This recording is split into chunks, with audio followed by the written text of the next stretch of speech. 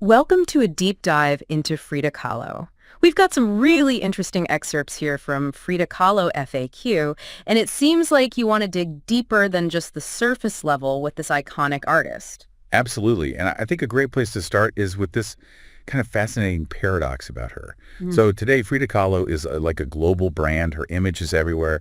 But during her lifetime, she actually felt very unseen, Yeah. especially kind of overshadowed by her husband, Diego Rivera. It's true. It's almost like she's more famous now than she was when she was alive. Yeah. So how did this woman who, felt unseen in her own time become this global icon? Well, I think if you look at when her popularity really started to take off, like in the 1970s and 80s, it was a period of intense feminist activism. Mm-hmm. And Kahlo's unflinching self-portraits, her exploration of womanhood and pain and identity that really resonated with this movement. It's like she provided a visual language for experiences that were often silenced, especially for women. Exactly. And what I think is so fascinating is it wasn't just a trend. Yeah. Kahlo's work continues to resonate today, maybe even more so. And I think it's that human need for authenticity and connection, for seeing yourself reflected in art that's so timeless. It's interesting that FAQ mentions that Kahlo viewed her art as her autobiography. Yes. It was her space to, explore her reality, her truth. And she did so with such raw honesty. And that is incredibly powerful. And I think that's something that continues to draw people to her work, even decades later. It makes you think about how we present ourselves to the world today, especially with social media. There's this pressure to project a certain image, Right. to curate our lives. Yeah. And then there's Kahlo being like, no, there's strength and beauty and vulnerability and in embracing all these different parts of who we are. Absolutely. And speaking of embracing all these parts, let's talk about how Kahlo actually constructed these really powerful self-portraits. And the FAQ mentions this detail, which I find really striking.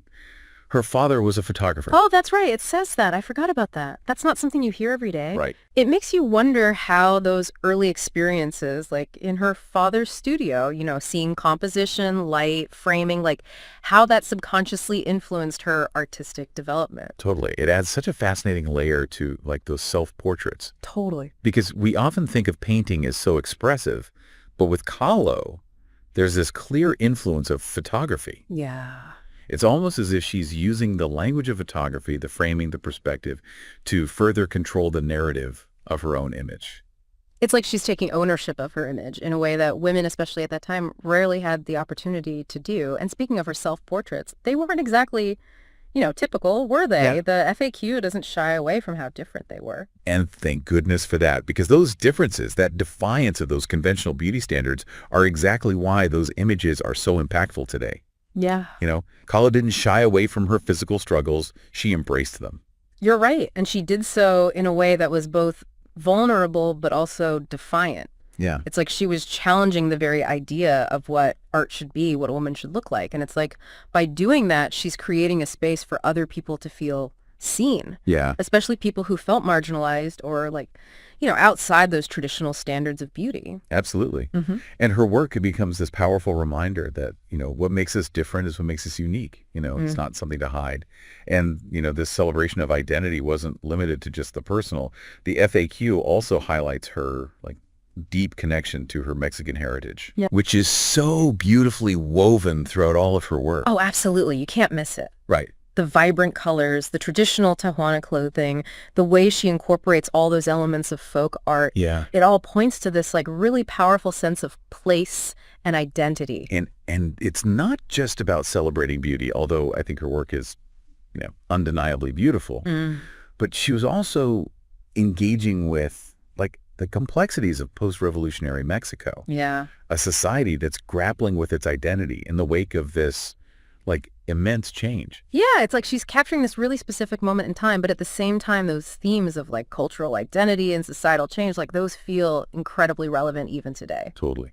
Speaking of cultural identity, can we talk about the elephant in the room, or I guess the Diego in the room? Right. The FAQ does not shy away from the complexities of their relationship. No, not at all. It was obviously a very significant influence on her life, but in both positive and negative ways. Yeah, absolutely. And the FAQ even mentions how Rivera introduced her to all these key artistic circles, No. exposed her to pre-Hispanic art, which I think had a really profound impact on her development. Yeah, but then there's that other side, right? The infidelity, the heartbreak, like all of that. Right. It's impossible to ignore how those experiences really shaped her art. Yeah, absolutely. I mean, all those like tumultuous emotions just fueled her creativity. And that rawness, that emotional intensity, like that's a big part of what draws people to her work. And it's impossible to separate that from the complexities of their relationship. It's interesting, though, because even though those experiences are deeply personal, they tap into something so universal.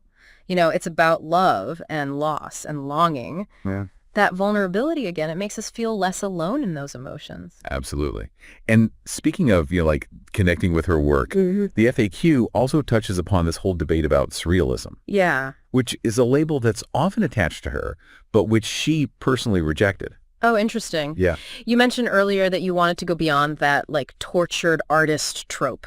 And this is a really great example of that, right? Totally. Because it's easy to see on the surface those similarities between Kahlo's work and surrealism. Yeah. But she was, like, very adamant that she was not painting dreams. She was painting her own reality. Exactly. And I think that distinction is really key.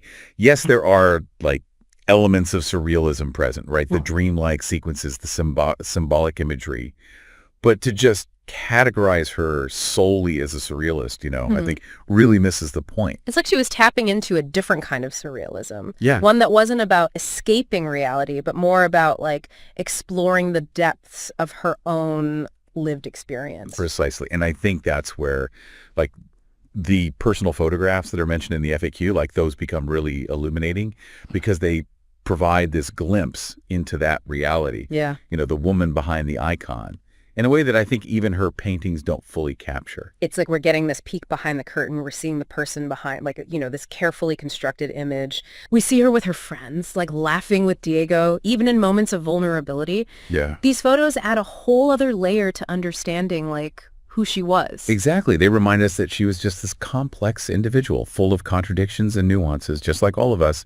And it's this complexity that makes her so endlessly fascinating to explore. It's like these photos kind of bring us full circle, right? Because we started by talking about how Kahlo felt unseen during her lifetime. And now we're seeing these, like, almost intimate glimpses into her world. It makes her feel both closer, but then also kind of more enigmatic. It's true. And it speaks to, like, this enduring fascination with her. You think with all the analysis, the exhibitions, the merchandise, it would start to feel, like, overexposed. But somehow she, like, remains an enigma. Yeah, it's like the more you learn about her, the more you realize there is to uncover.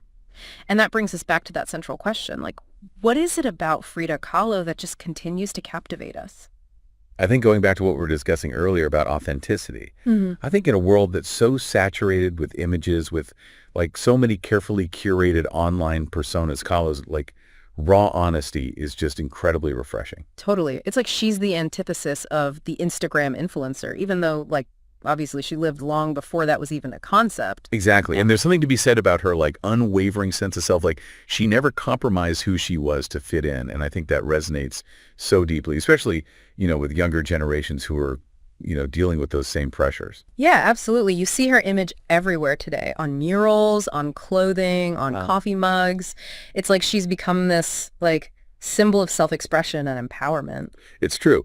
But I think, like, as the FAQ points out, there's a danger in that too, right? Yeah. Because the commodification of her image can lead to like oversimplification. Yeah. We risk reducing her to a few, easily digestible symbols when in reality she was this very complex individual with like, a really nuanced and sometimes like even contradictory worldview. Which is why like deep dives like this are so important, because they allow us to kind of peel back those layers and appreciate like, both the art and the artist and all their complexity. Precisely.